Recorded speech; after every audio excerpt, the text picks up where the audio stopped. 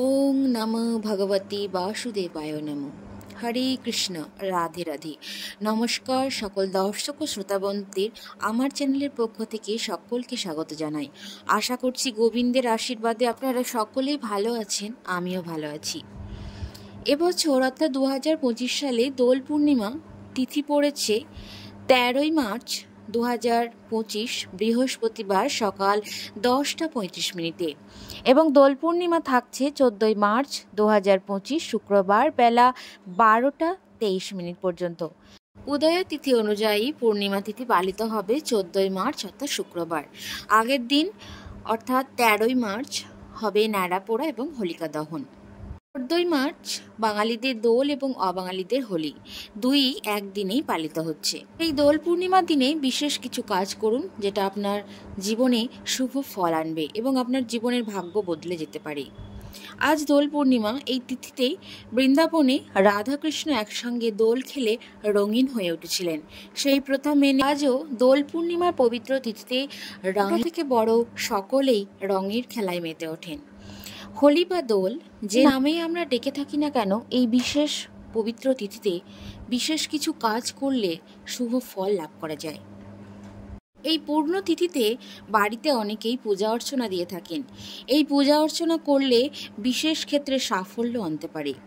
দিন শ্রীবৃদ্ধির কথা মাথায় রেখে বাড়িতে অনেকেই সত্যনারায়ণের পূজা দিয়ে থাকেন। এই পূর্ণিমায় চন্দ্রসহ 4 গ্রহ অবস্থান করবে চন্দ্রের নক্ষত্রে। এই দিন চন্দ্রের আরাধনায় শুভ ফল পাবেন। এছাড়াও এই দিনে ভক্তি সহকারে রাধাকৃষ্ণ এবং ভগবান বিষ্ণু এবং মাতা লক্ষ্মীর এবং ভগবান মহাদেবের উপাসনা করলে প্রেম, বিদ্যা এবং আর্থিক সাফল্য প্রদান করতে পারি। এই পূর্ণিমাতে সামান্য কিছু পূজা অর্চনা করলে ভগবান আপনার জীবনে শুভ ফল এনে দিতে পারে। এই দোল পূর্ণিমার দিনে বিশেষ কিছু নিয়ম আপনাদের মেনে চলতে হবে। এছাড়াও এই দোল পূর্ণিমার দিনে 2টি মন্ত্র অবশ্যই পাঠ করুন। হে কৃষ্ণ করুণা সিন্ধু দীনবন্ধু জগৎপতে গোপীশ গোপিকা কান্ত রাধা কান্ত নারায়ণী নমস্তুতে। আরেকটি মন্ত্র হলো কৃষ্ণায় বাসুদেবায় হরে পরমাত্মনে প্রণত ক্লেশনাশায় গোবিন্দায় নমো নমঃ। এই মন্ত্র দুটি অবশ্যই দোল পূর্ণিমার দিনে পাঠ করুন। এছাড়াও দোল পূর্ণিমার দিন আর কি করবেন? দোলের দিন পারলে খুব সকাল সকাল ঘুম থেকে উঠে পড়ুন, তারপর পবিত্র নদীতে স্নান সেরে শুদ্ধ বস্ত্র পরিধান করুন। এছাড়াও বাড়িতে সত্যনারায়ণের ব্রত পালন করতে পারেন। তাতে আপনার জীবনের সমস্ত অন্ধকার কেটে সাফল্যের দিশা মিলবে। দিনে পারলে উপবাস করুন এবং যদি বাড়িতে পুজো দিয়ে থাকেন তাহলে পুজোর জোগাড় চেষ্টা করুন নিজের হাতে করার। এমনকি এই দিনে বাড়ি সবসময় পরিষ্কার রাখাই ভালো। এছাড়াও যদি সম্ভব হয় বাড়ির সদর দরজায় স্বস্তিক চিহ্ন এঁকে দিন। এতে করে আপনার পরিবার থেকে অশুভ ছায়ার প্রভাব দূর হবে। মা লক্ষ্মী সন্তুষ্ট হবেন এবং মা লক্ষ্মী গৃহে প্রবেশ করবেন। নাম্বার 3, দোল পূর্ণিমার দিন বাড়িতে নিরামিষ খাবার খাওয়াই ভালো। নাম্বার 4, পুজোর সময় অবশ্যই বাড়িতে থাকা দেবদেবীর পায়ে আবির দিতে ভুলবেন না। নাম্বার 5, পুজো হয়ে যাওয়ার পর পারলে বাড়ির আশেপাশে থাকা সকলকেই প্রসাদ দিন।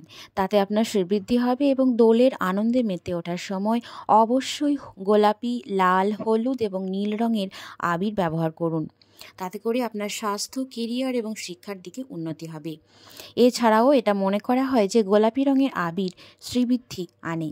দোল পূর্ণিমার দিন আপনার নিজস্ব বাড়িতে যখন পূজা অর্চনা করবেন তখন প্রথমে ঈশ্বরের চরণতলে আবির দিয়ে তারপর বাড়িতে অবশ্যই একটি ঘিয়ের প্রদীপ প্রজ্বলন করুন। এই দিনে বাড়িতে যদি কোনো ভিক্ষুক বা দরিদ্র মানুষ এসে থাকে তাহলে তাদেরকে কখনোই খালি হাতে ফেরাবেন না। এছাড়াও এই দিনে পারলে পশু অন্তত কিছু খেতে দিন। যদি অবশ্যই বাড়িতে গরু এসে থাকে তাহলে গরুকে কিছু খাইয়ে দিন।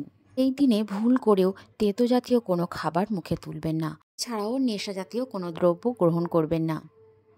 বন্ধুরা, এই ছিল আজকের ভিডিওটি। আশা করছি আপনাদের উপকৃত করতে পেরেছি। সকলে ভালো থাকুন, সুস্থ থাকুন।